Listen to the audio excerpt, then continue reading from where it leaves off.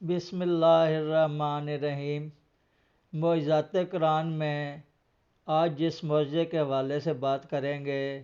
وہ ہے حضرت صالح علیہ السلام کی اونٹنی۔ حضرت صالح علیہ السلام قوم سمود کی طرف نبی بنا کر بھیجے گئے۔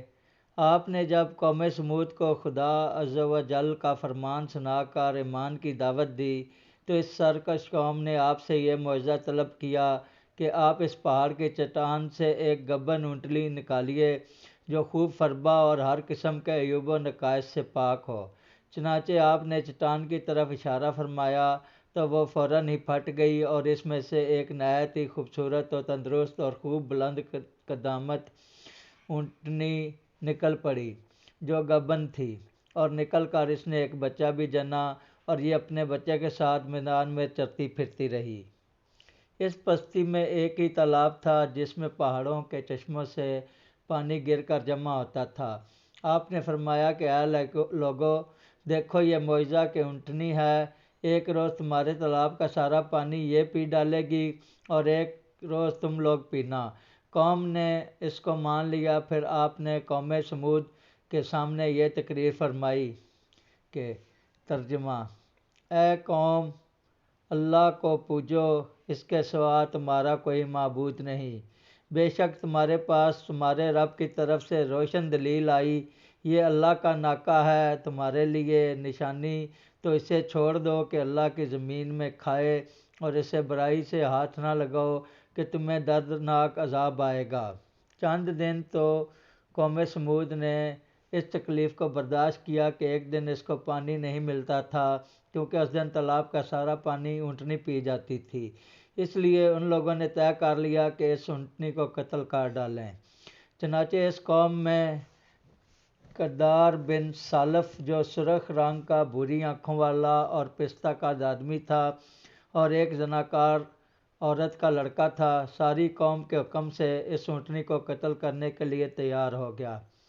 حضرت صالح علیہ السلام منع ہی کرتے رہے، لیکن کدار بن سالف نے پہلے تو اونٹنی کے چاروں پاؤں کو کاٹ ڈالا، پھر اس کو ذبح کر دیا اور انتہائی سرکشی کے ساتھ حضرت صالح علیہ السلام سے بے ادبانہ گفتگو کرنے لگا۔ چنانچہ خداوند قدوس کا ارشاد ہے کہ ترجمہ: پس ناکہ کی کوچیں کاٹ دیں اور اپنے رب کے حکم سے سرکشی کی اور بولے، اے صالح، ہم پر لے آؤ جس کا تم وعدہ دے رہے ہو اگر تم رسول ہو۔ اس کے بعد ان پر زلزلہ کا عذاب آیا۔ قوم سمود کی اس سرکشی پر عذاب خداوندی کا ظہور اس طرح ہوا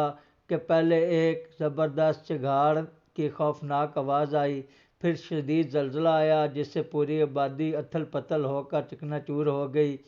تمام عمارتیں ٹوٹ پھوٹ کر تہس نہس ہو گئیں اور قوم سمود کا ایک ایک آدمی گھٹنوں کے بل اوندا گر کر مر گیا۔ قرآن مجید نے فرمایا، ترجمہ: تو انہیں زلزلہ نے آ لیا تو صبح کو اپنے گھروں میں اوندے رہ گئے، تو صالح نے ان سے منہ پھیرا۔ حضرت صالح علیہ السلام نے جب دیکھا کہ پوری بستی زلزلوں کے جھٹکوں سے تباہ و برباد ہو کر اینٹ پتھروں کا ڈھیر بن گئی اور پوری قوم ہلاک ہو گئی، تو آپ کو بڑا صدمہ اور قلق ہوا، اور آپ کو قوم سمود اور ان کی بستی کے ویرانوں سے اس قدر نفرت ہو گئی کہ آپ نے ان لوگوں کی طرف سے منہ پھیر لیا اور اس بستی کو چھوڑ کر دوسری جگہ تشریف لے گئے، اور چلتے پھرتے مردہ لاشوں سے یہ فرما کر روانہ ہو گئے کہ ترجمہ: اے میری قوم، بے شک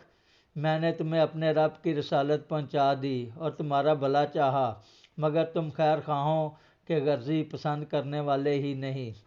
خلاصہ کلام یہ ہے کہ قوم سمود کی پوری بستی برباد و ویران ہو کر کھنڈر بن گئی اور پوری قوم فنا کے گھاٹ اتر گئی کہ آج ان کی نسل کا کوئی انسان روئے زمین پر باقی نہیں رہ گیا۔ اس واقعہ سے یہ سبق ملتا ہے کہ جب ایک نبی کی ایک اونٹنی کو قتل کر دینے والی قوم عذاب الہی کی تباہ کاریوں سے اس طرح فنا ہو گئی کہ اس کی نسل کا کوئی انسان بھی روئے زمین پر باقی نہ رہ گیا، تو جو قوم اپنے نبی کی آل و اولاد کو قتل کر ڈالے گی بھلا وہ عذاب الہی کے قہر سے کب اور کس طرح محفوظ رہ سکتی ہے؟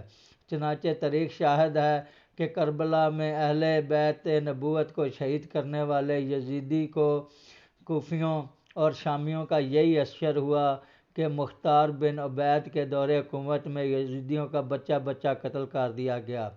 اور ان کے گھروں کو تخت و تاراج کر کے ان پر گدھوں کے ہل چلائے گئے، اور آج روئے زمین پر ان یزیدیوں کی نسل کا کوئی ایک بچہ بھی باقی نہیں رہ گیا۔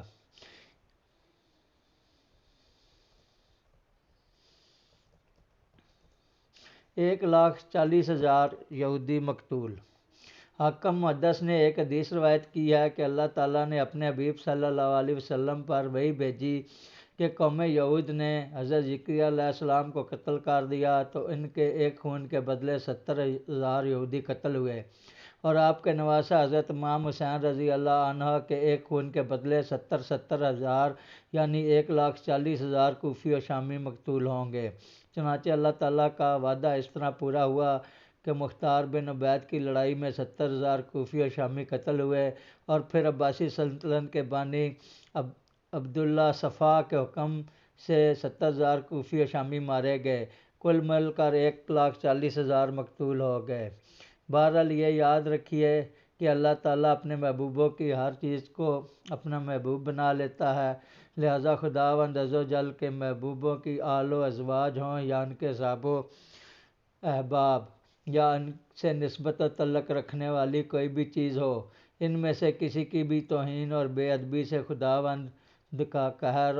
و غضب ضرور کسی نہ کسی عذاب کی صورت میں ظاہر ہوتا ہے، لہذا ہر وہ چیز جس کو اللہ عز و جل کے محبوبوں سے نسبت حاصل ہو جائے اس کی تعظیم و تکریم لازم و ضروری ہے، اور اس کی توہین و بے ادبی الہی کی ہری جھنڈی اور تباہی و بربادی کا سگنل ہے۔ عذاب کی زمین منحوس۔ روایت ہے کہ جب جنگ تبوک کے موقع پر سفر میں حضور صلی اللہ علیہ وسلم قوم ثمود کی بستیوں کے کھنڈرات کے پاس سے گزرے تو آپ نے فرمایا کہ خبردار کوئی شخص اس گاؤں میں داخل نہ ہو اور نہ اس گاؤں کے کنویں کا کوئی شخص پانی پیے، اور تم لوگ اس عذاب کی جگہ سے خوف الہی عز و جل میں ڈوب کر روتے ہوئے اور منہ ڈھانپتے ہوئے جلد سے جلد گزر جاؤ، کہیں ایسا نہ ہو کہ تم پر بھی عذاب اتر پڑے۔